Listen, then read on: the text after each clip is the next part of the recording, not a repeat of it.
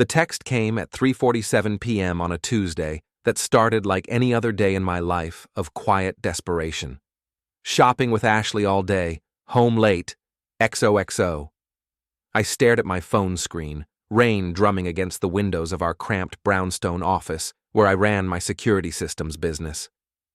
Kendra's message glowed back at me with that special kind of stupidity that makes you question everything you thought you knew about someone. See, here's the thing about lies. They're like cheap paint. They look fine from a distance, but get up close and you can see every crack, every place where the truth bleeds through.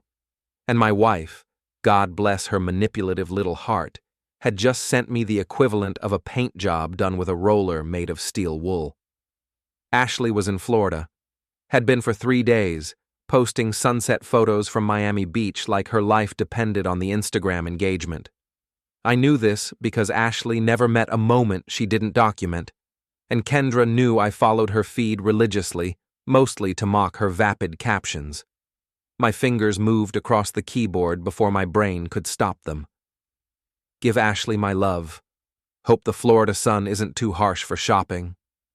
Send. I leaned back in my desk chair, one of those ergonomic monstrosities that cost more than my first car and still made my back ache, and waited.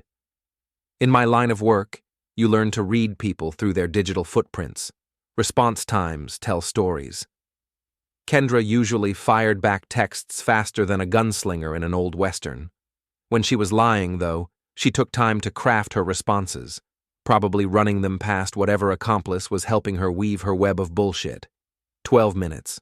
That's how long it took. Haha, autocorrect meant Amanda, not Ashley. Love you. Amanda. Right. Amanda, who lived in Seattle and hadn't visited in 2 years. Amanda, who Kendra barely tolerated and certainly never went shopping with. I screenshotted the conversation and saved it to a folder I'd been building without really admitting to myself why. The front door slammed at 6:23 p.m. I was in the kitchen, pretending to care about the leftover Chinese takeout I was heating up, when Kendra burst in like a tornado made of guilt and cheap perfume. Hey, baby! Her voice hit that particular octave that meant she was overcompensating for something. Sorry I'm so late. The traffic was absolutely insane and Amanda wanted to hit every store in the mall, and you know how she gets when she's shopping and… How's Ashley doing in Florida? I interrupted, not looking up from my General Tussauds chicken. The silence that followed was so complete, I could hear the refrigerator humming and the neighbor's dog barking 3 houses down. When I finally turned around, Kendra stood frozen in the doorway, like a deer caught in headlights. Except deer don't usually have mascara streaked down their cheeks and hair that looked like they'd been through a wind tunnel. What do you mean? She stammered.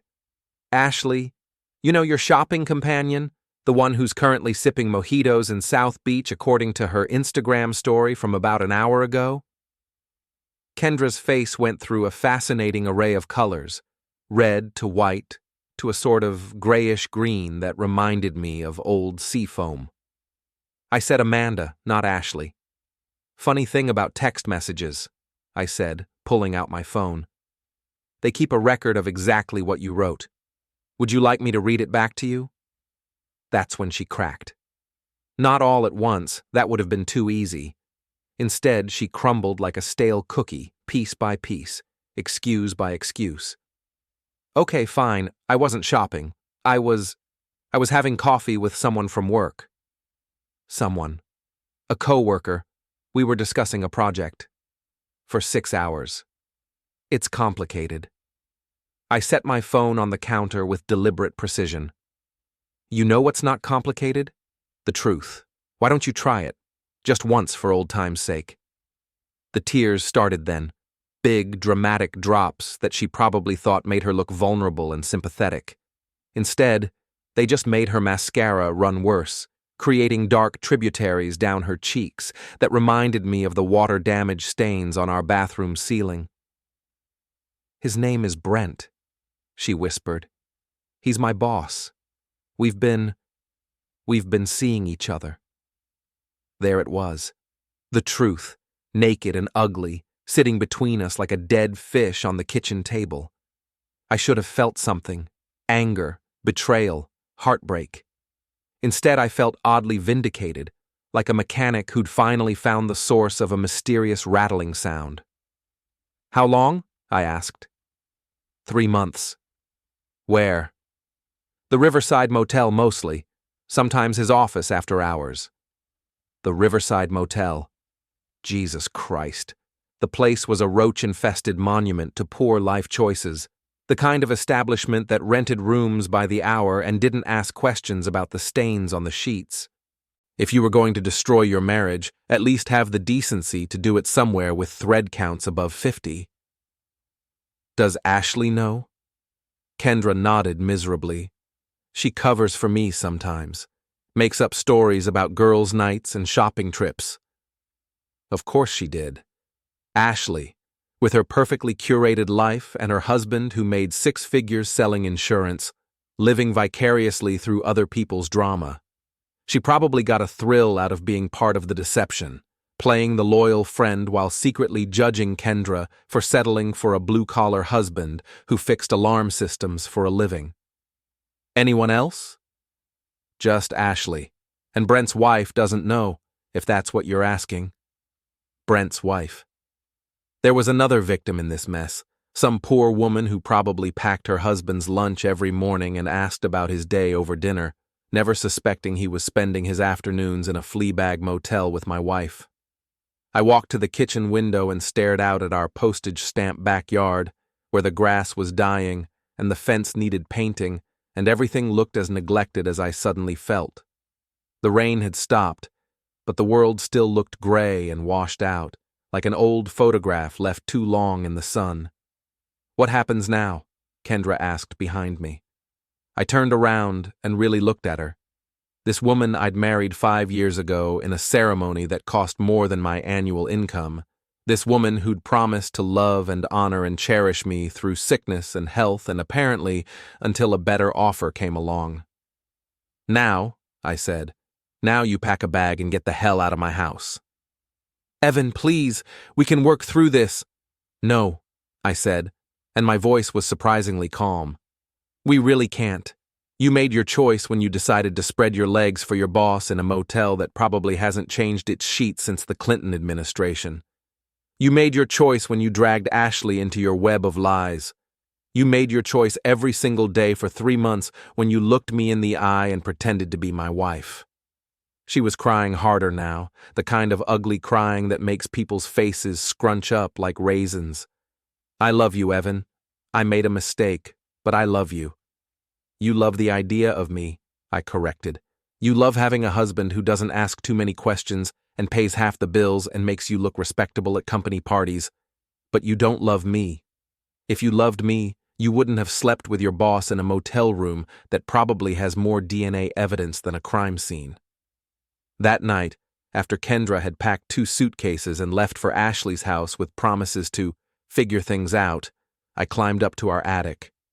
I'd been meaning to organize it for months, and suddenly I had nothing but time on my hands. That's when I found the envelope. It was wedged behind an old box of Christmas decorations, manila and unmarked except for my name written in a child's careful handwriting. Inside were photographs, dozens of them, printed on regular copy paper like someone had used a home printer. Kendra and a man I didn't recognize but assumed was Brent, walking into the Riverside Motel. Kendra and Brent in his car in our driveway while I was at work. Kendra and Brent on our back deck, his hands on her waist, her head thrown back in laughter. At the bottom of the envelope was a note. "Mr. Mercer, I thought you should know. Your neighbor's kid has been flying his drone around and taking pictures. He didn't know what they meant, but I did. I'm sorry. Mrs. Patterson from next door." Mrs. Patterson. The 70-year-old retired teacher who baked cookies for the neighborhood kids and always asked about my business. She'd been watching my wife's affair unfold from her kitchen window and had the decency to document it, probably knowing this day would come. I spread the photos across the attic floor and studied them like evidence in a case I was building against my own life.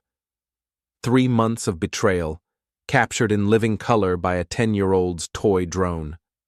The timestamps showed afternoon visits, while I was installing security systems for other people, protecting their homes while my own was being invaded. The last photo was different. It showed Brent's car in our driveway, but this time there was a clear shot of his license plate and his face as he looked directly up at the camera. He was middle-aged, soft around the middle, with the kind of smug expression that suggested he thought he was getting away with something clever. He had no idea what was coming. I gathered up the photos and climbed back downstairs, my mind already working through possibilities.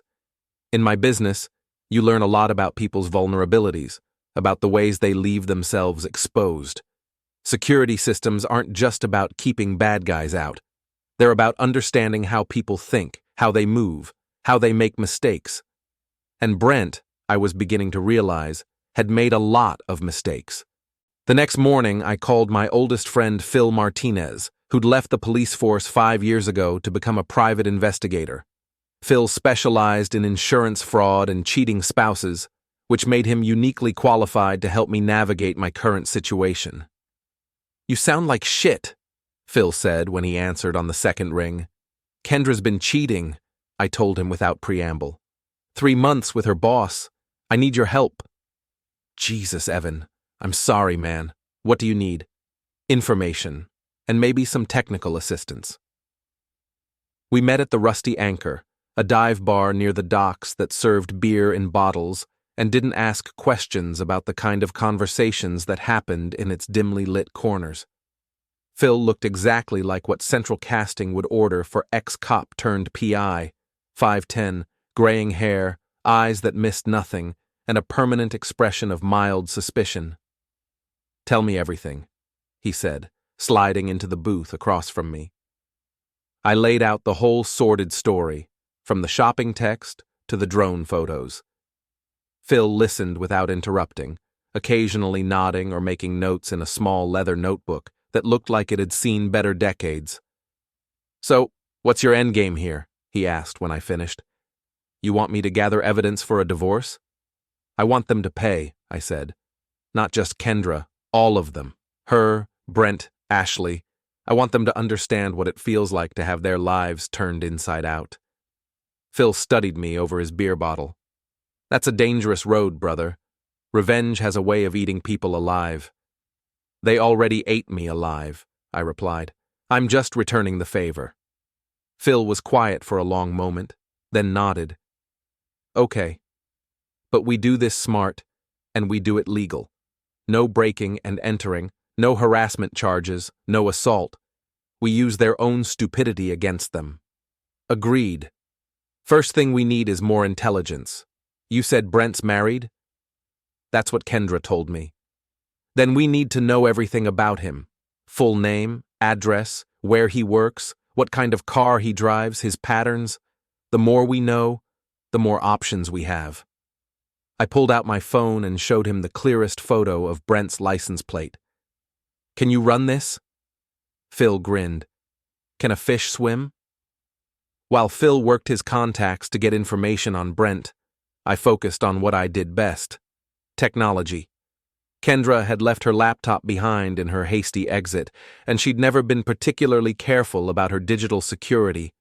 It took me about 20 minutes to crack her password, our wedding anniversary, because she was predictable like that, and access her email accounts. What I found there was a masterclass in deception. Months of emails between Kendra and Ashley, planning cover stories and coordinating alibis. Ashley wasn't just an accomplice. She was the architect of the whole operation, suggesting meeting places and helping Kendra craft lies. The emails revealed a level of premeditation that made my blood run cold. But more interesting were the emails between Kendra and Brent. They were careful not to be too explicit, but the subtext was clear. Brent was married to someone named Rebecca, who apparently came from money and had connections in the city's social circles. He was using Kendra as his midlife crisis outlet while maintaining his respectable facade at home. The emails also revealed something else. Brent was paranoid about getting caught. He'd installed security cameras in his office and used company credit cards for their hotel visits, probably thinking he was being clever by hiding the expenses in the corporate budget. That gave me an idea. I spent the next 2 days learning everything I could about Brent Ashby.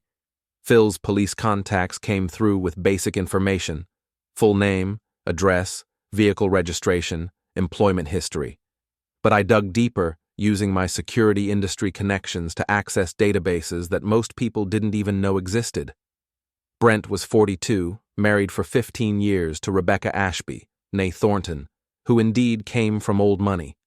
He was a mid-level marketing executive at Consolidated Media Solutions, the kind of soulless corporate entity that specialized in helping other soulless corporate entities reach their target demographics. He drove a leased BMW, lived in a house worth 3 times what mine was, and had 2 kids in private school. On paper, he looked like a success story. In reality, he was leveraged to the hilt and one financial hiccup away from losing everything. The house had a second mortgage, the BMW payments were behind, and his kids' school tuition was eating up most of his disposable income. Rebecca's trust fund was keeping them afloat, which explained why he was so paranoid about her finding out about his extracurricular activities. "Guy's living on borrowed time," Phil observed when I shared my findings. "His wife holds all the cards financially." "Then maybe it's time she knew what kind of investment she's been making," I said. The plan started simple and got more elaborate as we worked through the details. Step 1 was documentation. We needed proof of the affair that would be impossible to deny or explain away. Step 2 was exposure, making sure the right people saw the proof at the right time. Step 3 was consequences, letting their own actions destroy them. I started with Brent's office building, a glass and steel monument to corporate mediocrity downtown. My security company had installed systems in similar buildings, so I knew the layouts, the blind spots, the ways that even sophisticated surveillance could be circumvented. It took me 3 days of careful observation to map Brent's patterns. He arrived at work every morning at 8:15, parked in the same spot in the executive garage, and took the elevator to the 14th floor. He left for lunch at noon, usually alone, and worked late on Tuesdays and Thursdays, the days when Kendra had been working late or having girls' nights. On Thursday evening, I positioned myself across the street from the office building with a telephoto lens and a lot of patience. At 6:30, Brent's BMW pulled out of the garage with Kendra in the passenger seat. They drove straight to the Riverside Motel, where I documented their arrival with timestamps and GPS coordinates. 2 hours later, they emerged looking satisfied and disheveled. I got photos of them kissing goodbye in the parking lot, Brent's hands on Kendra's ass like he owned her. The images were crystal clear, impossible to misinterpret or explain away. But photographs weren't enough. I needed something more personal, more devastating. That's when I remembered the company credit card. Brent had been using corporate funds to pay for the motel rooms, probably thinking he was being clever by burying the expenses in a travel and entertainment budget. But corporate credit card statements were digital records, and digital records could be accessed by someone who knew what they were doing. It took me a week to hack into Consolidated Media Solutions' accounting system. I'm not proud of it, and I'm sure it violated about 17 different federal laws, but desperation makes criminals of us all. What I found there was better than I'd hoped. 3 months of charges at the Riverside Motel, always on days when Brent claimed to be in client meetings or working late. I downloaded everything and sent copies to Phil for safekeeping. Then I did something that felt both petty and necessary. I anonymously forwarded the credit card statements to Consolidated Media Solutions' Human Resources Department, along with a note suggesting they might want to audit their travel and entertainment expenses. While that particular bomb was ticking away in corporate bureaucracy, I turned my attention to Ashley. Ashley Chen lived in a suburban paradise 20 minutes from downtown, in one of those planned communities where every house looked exactly the same, except for the color of the shutters. She drove a white Range Rover that cost more than I made in 6 months and had a husband named David who sold insurance and played golf every weekend. Ashley's weakness was social media. She documented every aspect of her life on Instagram, Facebook, and Twitter, creating a detailed timeline of her activities that made my job almost embarrassingly easy. I cross-referenced her posts with Kendra's supposed whereabouts and found dozens of discrepancies. Nights when Ashley was posting from home while supposedly out with Kendra, weekends when she was at the beach while covering for Kendra's family obligations. But Ashley had made one crucial mistake. She'd been taking photos during her and Kendra's planning sessions, casual shots of them having coffee or lunch that she'd posted without thinking about what they revealed. In the background of several photos, I could see notebooks and papers spread across the table, and when I enhanced the images, I could make out fragments of handwriting, meeting times, hotel names, cover stories. It was all there, documented by Ashley herself in her desperate need to share every moment of her life with the internet. I printed out the enhanced photos and added them to my growing file of evidence. Then I did something that felt particularly satisfying. I created a fake Instagram account and started following Ashley's friends and family members. If I was going to destroy her reputation, I needed to understand her social circle first. What I discovered was that Ashley's perfect life was as much of a facade as everything else in this mess. Her marriage to David was strained. You could see it in the photos where they looked like strangers posing together, in the way she never posted about romantic dinners or couple activities anymore. Her job at a marketing firm was in jeopardy due to budget cuts. She was living beyond her means, using credit cards to maintain a lifestyle she couldn't afford. Ashley was just as vulnerable as Brent, just as desperate to maintain her image, and that desperation was going to be her downfall. The first domino fell on a Tuesday morning. Phil called me at 7:30 a.m., barely able to contain his laughter. "Your boy Brent just got called into HR," he said. "My contact at Consolidated says they're reviewing some irregularities in his expense reports." "How bad is it?" "Bad enough that they've suspended him pending a full audit. Apparently using company funds to pay for motel rooms is frowned upon in corporate America." Who knew? I felt a warm glow of satisfaction spread through my chest. "What about his wife?" "That's the beautiful part. Rebecca Ashby is on the board of directors at Consolidated. She's going to find out about this in the most humiliating way possible, through official corporate channels." Step 1 was complete. Now it was time for step 2. The beauty of revenge, I was learning, was in the timing. Like a good security system, it required patience, planning, and the ability to anticipate how people would react when their comfortable little worlds started falling apart. Brent's suspension from Consolidated Media Solutions hit the local business community like a small earthquake. In a city where everyone knew everyone else's business, a mid-level executive being investigated for expense account fraud was the kind of gossip that spread faster than a computer virus. Phil's contacts kept me informed of the fallout. Rebecca Ashby, it turned out, was not the kind of woman who accepted humiliation gracefully. Within 24 hours of learning about her husband's creative accounting, she'd hired the most vicious divorce attorney in the city and frozen all their joint accounts. Brent found himself locked out of his own house, his credit cards canceled, and his professional reputation in tatters. But I wasn't done with him yet. The Riverside Motel kept security footage for 30 days before recording over it. I knew this because I'd installed their system 2 years ago, back when the previous owner was trying to upgrade from the surveillance equivalent of cave paintings. The current owner, a guy named Eddie who looked like he'd stepped out of a 1970s crime movie, remembered me and was happy to let me review the footage for a modest cash payment. What I found there was pure gold. Hours of video showing Brent and Kendra arriving and leaving, sometimes holding hands, sometimes groping each other like teenagers. The timestamps corresponded perfectly with the credit card charges and Kendra's fabricated alibis. I edited the footage down to a greatest hits compilation, carefully obscuring any identifying information about the motel itself. Then I created an anonymous email account and sent the video to Rebecca Ashby's divorce attorney with a simple message. "Thought you might find this useful." The video made its way through the legal system with the speed of a guided missile. Within a week, it had been filed as evidence in divorce proceedings, which made it part of the public record.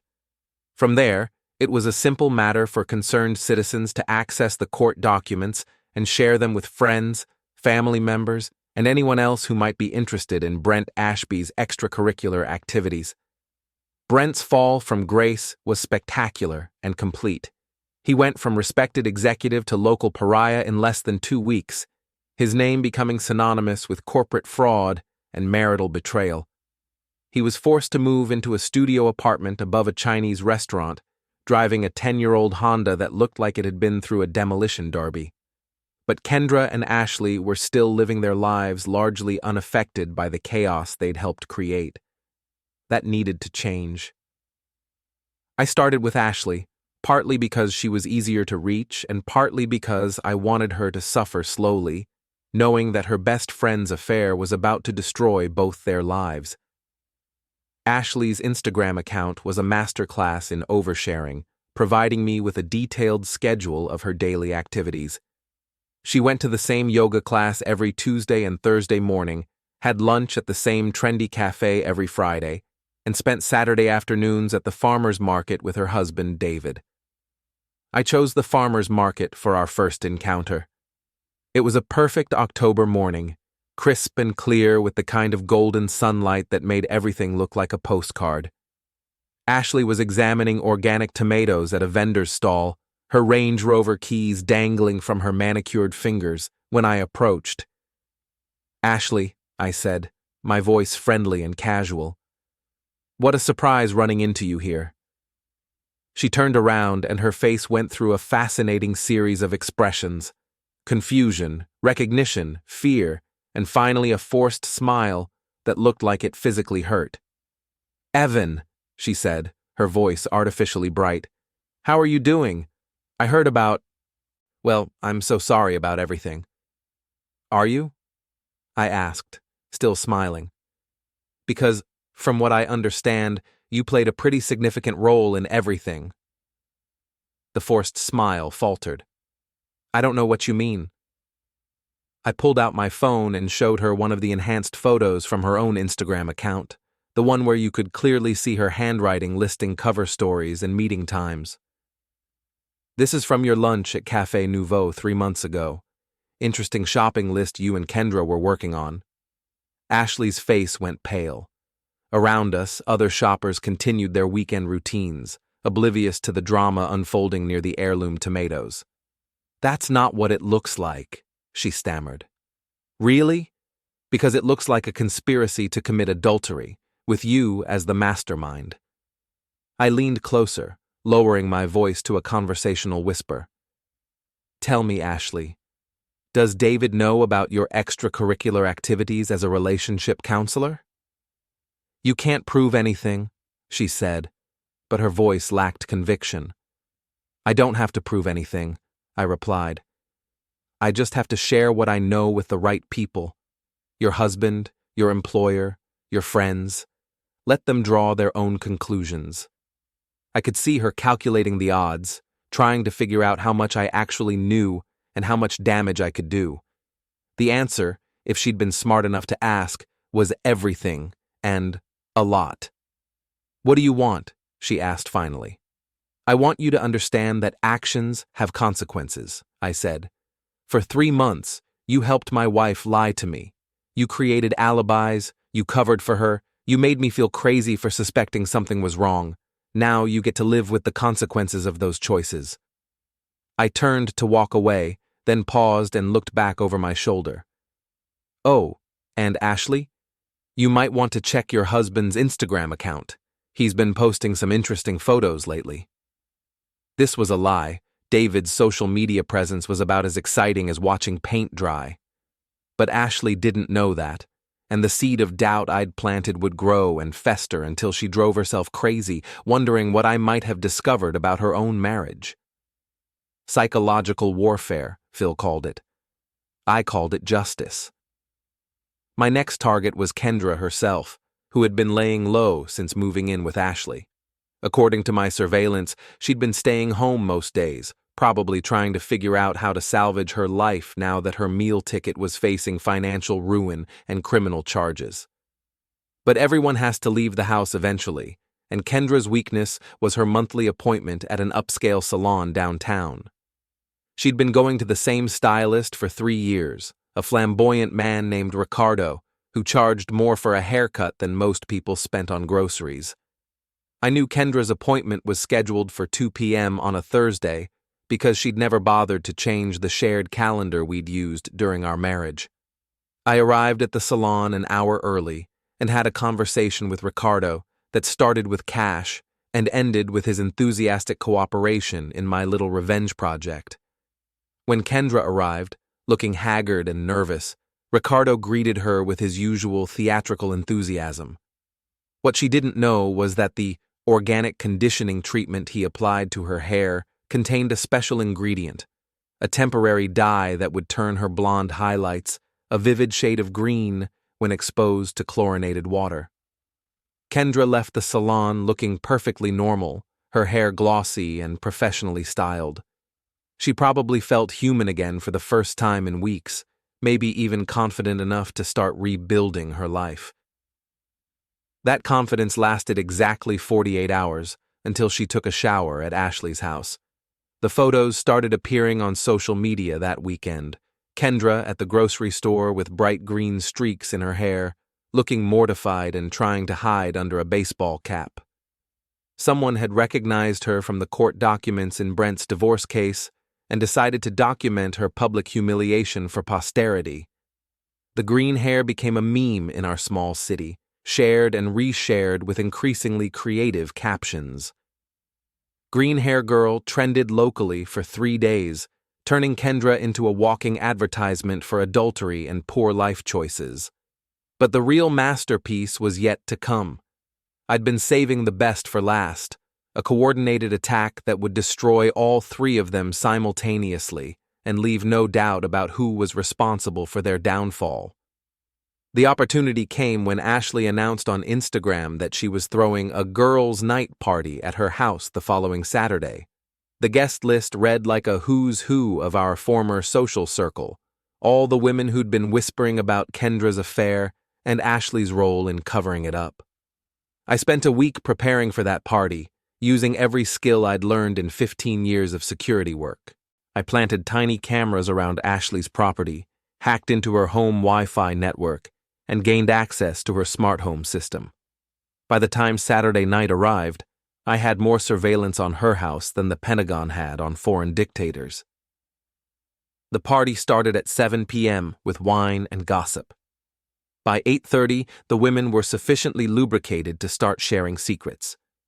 By 9 p.m., they were talking openly about Kendra's affair and Ashley's role in facilitating it. That's when I activated phase 1 of my plan. Ashley's smart home system allowed me to control everything from the lights to the sound system to the temperature. I started subtly, dimming the lights randomly, changing the music to funeral dirges, cranking the heat up to uncomfortable levels. The women began to feel uneasy without understanding why. Phase 2 involved the cameras I'd planted. I'd positioned them to capture the most unflattering angles possible, and I was live streaming the footage to a private YouTube channel that I'd shared with a carefully selected audience of their husbands, employers, and social contacts. The women at the party had no idea they were being broadcast live as they gossiped, drank too much, and made increasingly catty comments about people they considered friends. It was like a reality show produced by someone who actively hated the participants. Phase 3 was the coup de grace. At exactly 10 p.m., I used Ashley's sound system to play a recording I'd carefully edited from Kendra and Ashley's phone conversations. Their own voices filled the house, discussing their lies and alibis, laughing about how gullible I was, making jokes about my financial situation and my pathetic attempts to improve our marriage. The party guests listened in stunned silence as the recording revealed the full scope of the deception. Not just the affair, but the premeditation, the mockery, the complete lack of remorse. By the time the recording ended, several women had already left, and the rest were staring at Kendra and Ashley like they'd never seen them before. But I wasn't done. The final phase involved a surprise guest, Rebecca Ashby, Brent's soon-to-be ex-wife, who arrived at the party with a briefcase full of legal documents and a burning desire for revenge. I'd been in contact with Rebecca through her attorney, sharing information about the affair and offering to testify in her divorce proceedings. She was a formidable woman, the kind of old-money aristocrat who considered reputation more important than money and betrayal more unforgivable than murder. Rebecca's arrival at the party was like a nuclear bomb detonating in Ashley's living room. She calmly introduced herself to the assembled women, then proceeded to detail exactly how Kendra and Ashley had destroyed her marriage, stolen her husband, and humiliated her family. She had photos, emails, financial records, and testimony from witnesses. She laid it all out like a prosecutor presenting evidence to a jury, methodically destroying any remaining sympathy the party guests might have had for Kendra and Ashley. The party ended with Kendra fleeing in tears and Ashley screaming at her guests to leave. But the damage was done. By Sunday morning, the entire city knew the full story of the affair, the cover-up, and the spectacular downfall of everyone involved. The live stream had been viewed thousands of times before I took it down. Screenshots and video clips were circulating on every social media platform. The recording of Kendra and Ashley's conversations had been shared so widely that it was impossible to contain. Their reputations were destroyed, their social circles had abandoned them, and their professional lives were in ruins. Ashley lost her job on Monday morning. Kendra found herself unemployable in a city where everyone knew her story. But the best part was yet to come. The aftermath of Ashley's party was like watching a controlled demolition in slow motion.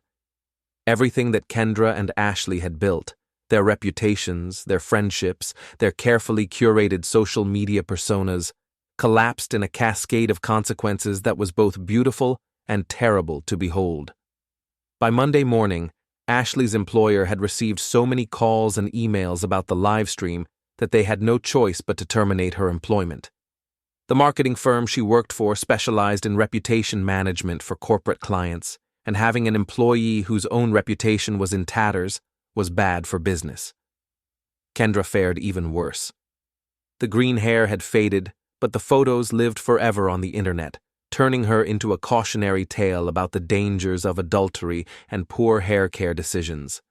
Every job interview ended the same way, with potential employers recognizing her from the memes and politely declining to move forward with her application.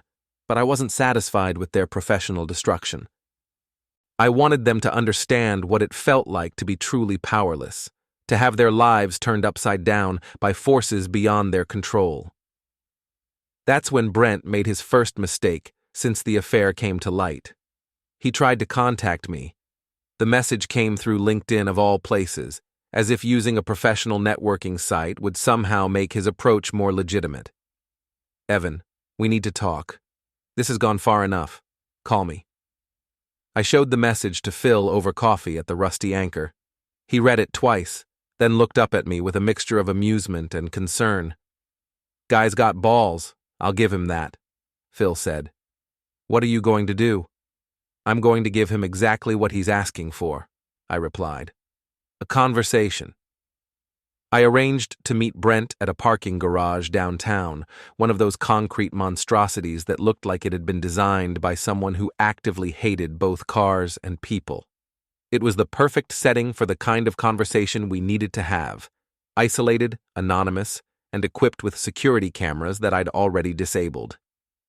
Brent arrived 10 minutes late, driving his beat-up Honda and looking like he'd aged 5 years in the past month.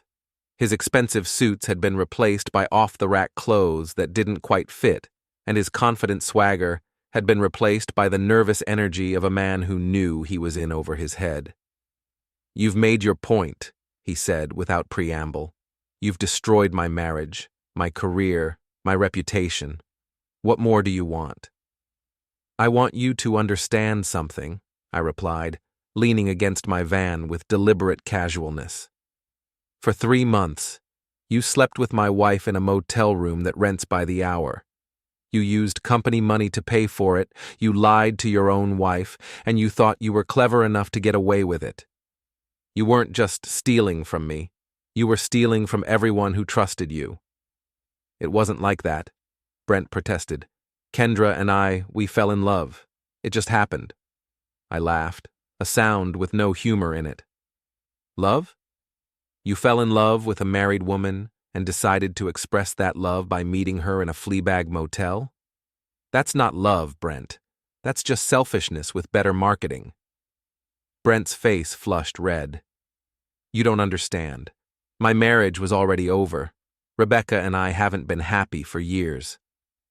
Then you should have gotten divorced before you started sleeping with other people's wives, I said. But that would have meant giving up the money, wouldn't it? Rebecca's trust fund, the house, the lifestyle. Much easier to have your cake and eat it too. What do you want from me? He asked, and for the first time I heard genuine desperation in his voice. I want you to leave, I said simply. Leave the city, leave the state, leave my life. Take whatever's left of your pathetic existence and disappear. Because if I see you again, if I hear that you're trying to contact my wife or rebuild your life here, I will make what's already happened to you look like a gentle warning. Brent stared at me for a long moment, probably trying to decide if I was bluffing. I wasn't, and something in my expression must have conveyed that because he nodded slowly and walked back to his car without another word. I watched him drive away, his Honda disappearing into traffic like a bad dream finally ending. 1 down, 2 to go. Ashley was next on my list, but she made it easy by coming to me. She showed up at my house on a Wednesday evening, looking like she'd been crying for days. Her Range Rover was gone, probably repossessed, and she was driving a rental car that looked like it had seen better decades. We need to talk, she said when I opened the door. No, we don't, I replied, starting to close the door. Please, she said, and the desperation in her voice made me pause. I know you hate me, and I know I deserve it, but I'm begging you to stop. You've already destroyed my life. Isn't that enough? Against my better judgment, I let her in. She sat on my couch like she was afraid it might collapse under her, her hands shaking as she tried to compose herself. I lost my job, she said. David left me. My friends won't return my calls. My parents saw the live stream and they're so ashamed they won't talk to me. I'm going to lose the house, the car, everything. Good, I said simply. She looked up at me with red-rimmed eyes. I know I made mistakes. I know I helped Kendra lie to you, but I never meant for it to go this far. You never meant to get caught, I corrected. There's a difference. What can I do to make this right? She asked. There has to be something, some way to earn your forgiveness. I studied her for a long moment, this woman who had helped orchestrate the destruction of my marriage. She looked broken, defeated, like a fighter who'd finally realized she was outmatched. You want to make it right? I asked. Tell me everything. Every lie you helped create, every alibi you provided, every detail of how you and Kendra planned this whole thing. I want to know exactly how you convinced yourself that destroying someone else's marriage was an acceptable form of entertainment. And she did. For the next 2 hours, Ashley laid out the entire conspiracy in excruciating detail. How she'd suggested the Riverside Motel because it was discreet. How she'd helped Kendra create fake social media posts to establish alibis. How they'd practiced their cover stories like actresses rehearsing lines. The worst part was learning that they'd been laughing about it. Ashley described conversations where she and Kendra had mocked my obliviousness, made jokes about my attempts to save our marriage, treated my pain like it was some kind of comedy show put on for their entertainment. We thought we were so clever, Ashley said, tears streaming down her face. We thought we had it all figured out. Kendra would have her fun with Brent, and when she got bored, she'd go back to her normal life and no one would ever know. Except I did know, I said. On some level, I always knew. You just made me doubt my own instincts. I'm sorry, she whispered. I'm so sorry. No, you're not, I replied. You're sorry you got caught. You're sorry you're facing consequences. But you're not sorry for what you did. Because if you could go back and do it all over again, the only thing you'd change is being more careful about covering your tracks. Ashley stared at me for a moment, then nodded slowly. You're right, she said. God help me, you're right. After Ashley left, I felt something I hadn't experienced in months. A sense of completion. Not satisfaction exactly, but the feeling that comes when you finish a difficult job and know you've done it well. Brent was gone, Ashley was broken, and Kendra was isolated and unemployable. Their affair had cost them everything. Their marriages, their careers, their reputations, their futures. They'd gambled with other people's lives and lost spectacularly. But I wasn't quite done yet. The final phase of my revenge required patience and precision. I wanted Kendra to understand not just that she'd lost, but exactly how thoroughly she'd been outplayed. I waited until she was at her lowest point. Unemployed, friendless, living in a studio apartment above a dry cleaner because it was all she could afford. Then I sent her a package. Inside was a photo album, professionally bound and printed on high-quality paper. The cover was simple. 3 months, a documentary, in elegant script. The album contained every piece of evidence I'd gathered about her affair. The drone photos, the credit card statements, the hotel security footage, the text message conversations, the emails with Ashley. But it wasn't just evidence. It was a story, carefully organized and annotated to show the progression of her deception from beginning to end. Each page had a timestamp and a brief description. Day 1. First meeting with Brent at Riverside Motel. Day 15. Ashley creates fake Instagram post to establish alibi. Day 47. Kendra lies about working late while spending evening with Brent. The final page contained a single sentence. Day 92. Kendra sends text about shopping with Ashley. Game over. I included a note with the album. You always said I wasn't paying attention. Turns out I was paying more attention than you thought. I hope it was worth it. I never heard back from Kendra about the album, but I didn't need to. The message had been delivered, and she would understand exactly how completely she'd been outmaneuvered. 6 months later, I heard through Phil that all 3 of them had left the city. Brent had moved to another state, taking a job that paid half what he'd been making at Consolidated. Ashley had moved back in with her parents in Ohio, trying to rebuild her life from scratch. Kendra had simply disappeared, leaving no forwarding address and no trace of where she might have gone. Their affair, which had seemed so important and exciting to them, had cost them everything they'd worked to build. They'd traded their futures for 3 months of sneaking around in motel rooms, and the exchange rate had not been in their favor. As for me, I was finally free to move on with my life. The house felt different without Kendra's presence.